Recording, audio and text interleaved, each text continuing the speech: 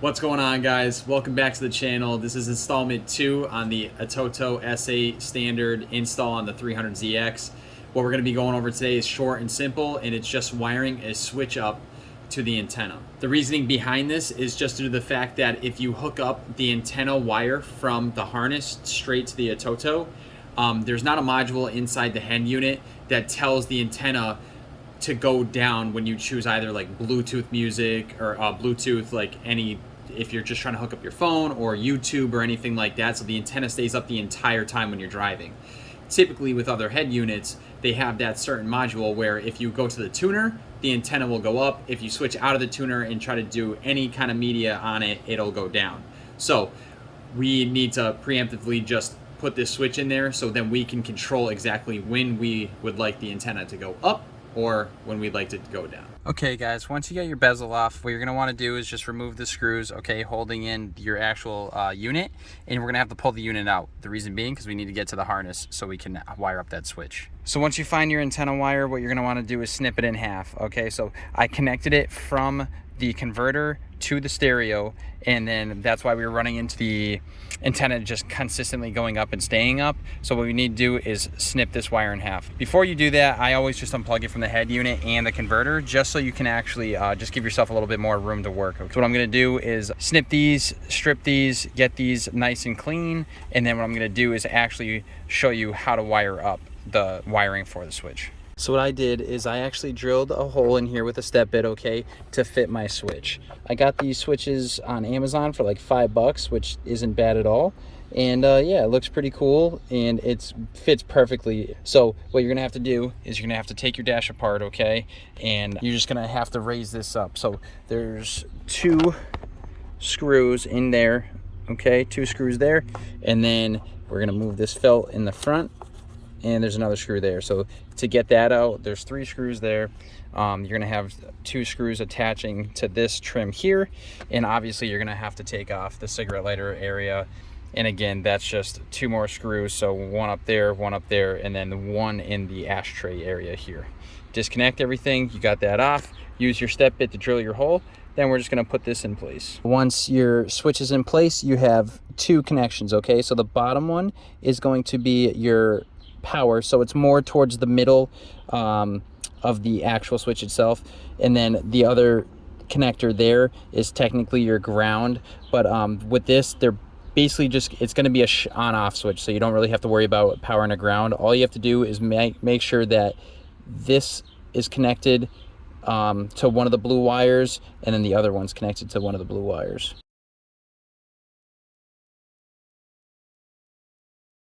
So now that I have one of my connectors all ran, okay, so I have it ran through here, I put it behind the actual head unit itself, and then what we're gonna do is wire it to one of the antenna wires here, okay? So the blue wire that we just snipped, put a new connector on, we're gonna just crimp that in there, heat shrink it, and that's good. And then for the other side, so one of those, the one wire will fit on one prong, the other wire will fit on the other prong, and all you're doing is just finding the other side, which we heat shrinked here, and we're just gonna crimp that line into there, and that should help with the problem. Now that I've gotten everything together, I've plugged in the wires to the switch, okay? 2 wires. We run one all the way around. The top wire on the switch goes to the harness that is actually connecting to the converter itself. And the second wire here is going to the harness that actually goes into the head unit. So again, you just want to make sure that you're going on the antenna wire only. So this is the antenna wire on the head unit. This is the antenna wire on the converter plug. So now, since I have everything hooked up, what I'm going to do is I'm going to start the car. I mean, you don't have to start it. You can just throw it in an accessory. So I'm gonna start an accessory. Let's see what happens.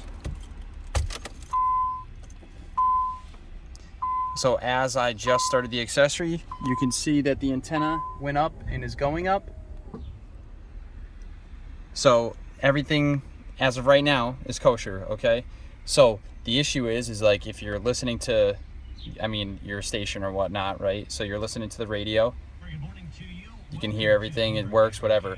But if you want to go to Bluetooth and you want to listen to Bluetooth music instead of having your antenna up, you can just hit the switch and let's see what happens. And there it goes.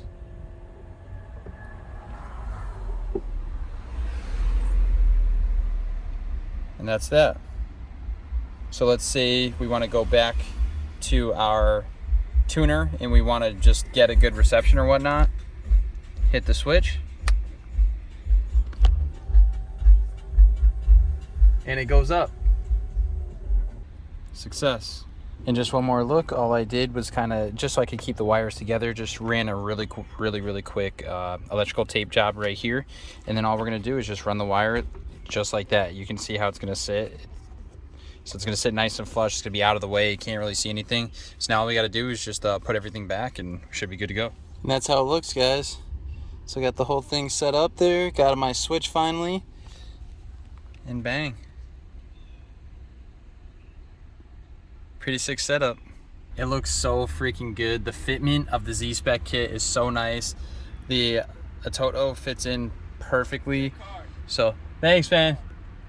So yeah, it's super cool, man. I'm super excited. Finally get a double din in here, and it looks super sweet. Now you guys can enjoy your Atoto or double din setup without having to worry about your antenna staying up or being on a delay for 10 minutes or 5 minutes at a time after your car shuts off. Let's start her up, see how she looks. The main reason why I got this was to be able to run data scan, so Nissan data scan, so I can actually see what my O2 sensors are reading, what my oil pressure is, and whatnot on the actual this. So I'm gonna do a complete different video on how to set that up for our cars in this, but besides that, super excited. I hope you guys enjoyed the footage today. Again, it's just a simple, quick, and easy fix just so you can determine if you want your antenna to go up when you want to or to make it go down when you want to. The next video that I'm going to have on this installment is actually understanding how to install the console cable from either Z1 or Concept Z and downloading Nissan data scan to the actual Atoto S8. So stay tuned for that.